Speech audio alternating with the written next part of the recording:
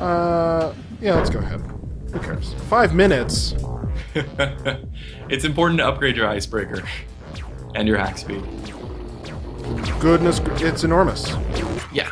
So these things had about 1,000 health each. So as strong as the shark, each one of those, and several of them in a wave. Ah. Oh, okay. So how long would you guess that we've been playing without looking at a clock?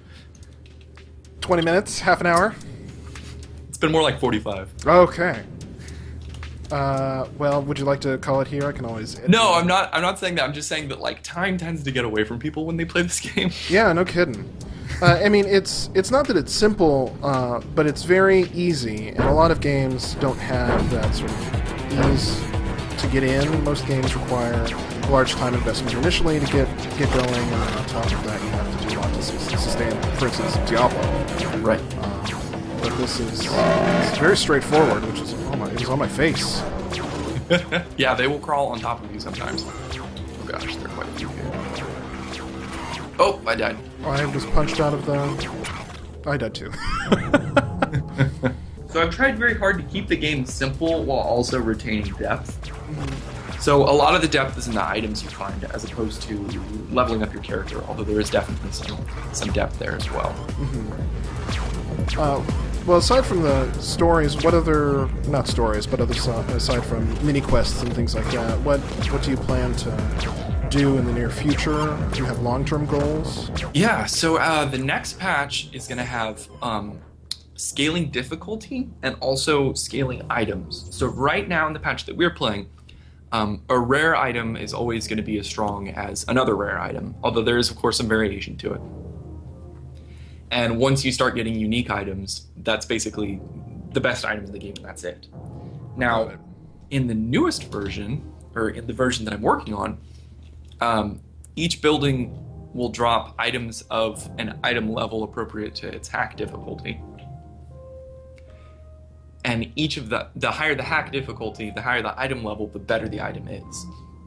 I see.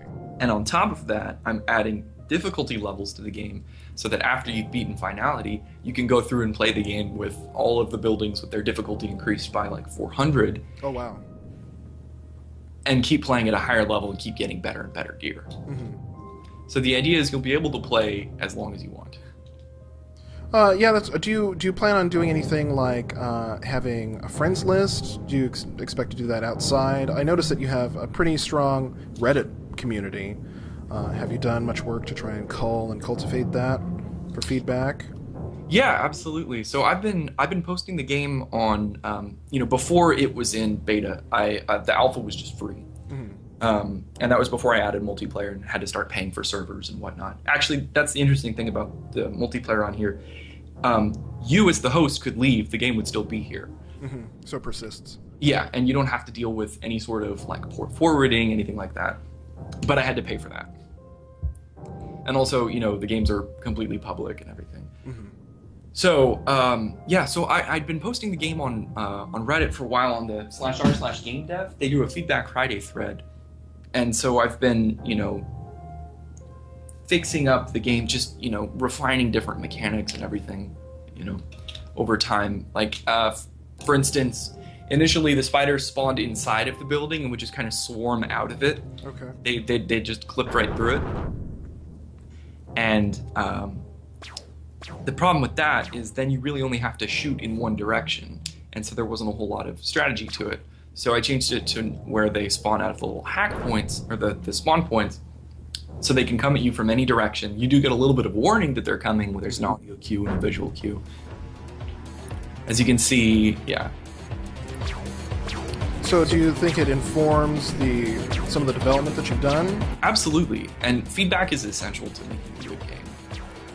Because, I can play the game and think it's great, for years, and if nobody else actually sees it, it could be terrible. It could be just what I think is fun, or maybe I only think it's fun because I understand the really complicated mechanics, which is why I had to simplify a lot of mechanics while still retaining depth.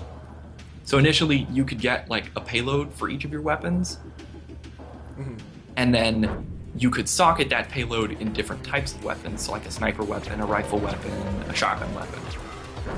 And So the payloads were items that you found, and the I'm on fire. the weapons the weapons were like a different item that you would find. Oh, you died. I did. And that turned out to be a little bit too complicated. So what I did is I just made it to where any item that you find there are modular weapons, but you don't put items, or you don't put payloads inside and out of those. You just find it as, a rocket shotgun or a rocket sniper weapon that does a lot of damage and has a longer cooldown. Okay. And then ultimately when you get a crafting system, then you can choose to do something more elaborate like that. Yeah, I might do something like that, because the crafting system, since it's optional, you can have a lot more complexity to it. Mm-hmm. And then there's that much more reward. Right. But I mean, as is, you would hack the building that I'm standing on top of while I'm trying to talk. I took care of it, it's fine. So the way that it is now, you can still find all of the items. I haven't reduced any of the different combinations of items. In fact, there are tons of different combinations. It's less complicated because you don't have to socket things yourself. Yeah, it takes the difficulty and it just removes it from the equation. And right. A system like crafting, you can opt in and choose to do something like that. Right. So yeah, I tried to reduce complexity while retaining depth. But yeah, so I've got the scaling system going. Let me look at my to-do list here. Sure. So I keep a public to-do list with a bunch of ideas, and like if people give me ideas, I always write them down. So for like all different new enemy ideas, new ability ideas, all sorts of stuff like that. But it also oh my gosh. Okay. Sorry, my cat's climbing on top of my monitor here. Do you need help? Shall I call the police? No, it's okay. Luckily, she didn't hit the microphone. So I keep the public to-do list up here as well, so you can actually see my progress as I'm going here. So people that are following the game, even though I actually haven't really... Sorry about that. I haven't... It's the cat. Sure. Even though I haven't released an update in a while, you can still see that I'm making progress on the game. Beautiful. Yeah, I find that even in games where they are working and they have this huge list of patches or changes and things like that, it's a lot to drop on people who are unsuspecting, but if people are really involved and they're following that when you communicate, you can always say, look, you can look forward to this change, that change, it'll impact in this way. And I think something like Reddit would be really instrumental in helping you make those decisions. Yeah, and I've basically been using Reddit as as in my official forums, essentially. Like, I could set up forums elsewhere, but Reddit's just got, like, the great threading system, and it's got discoverability from other places. And reduces complexity, right? Yeah, there you go. But yeah, so I've got, all sorts of silly things, like the fact that you were able to set me on fire. I fixed that for the next patch. I was able to do that? When did I do that? Or I set you on fire. That's okay, right. That makes more sense. You slowed me with your slowing weapon. Oh. So this next patch includes mod support as well. Oh, very nice. Yeah, that's always sort of a community pleaser, and because the style of this, it really plays to people that are do-it-yourselfers or like to finagle their own changes and features. Right, and you kind of build your character based on what items you have as well.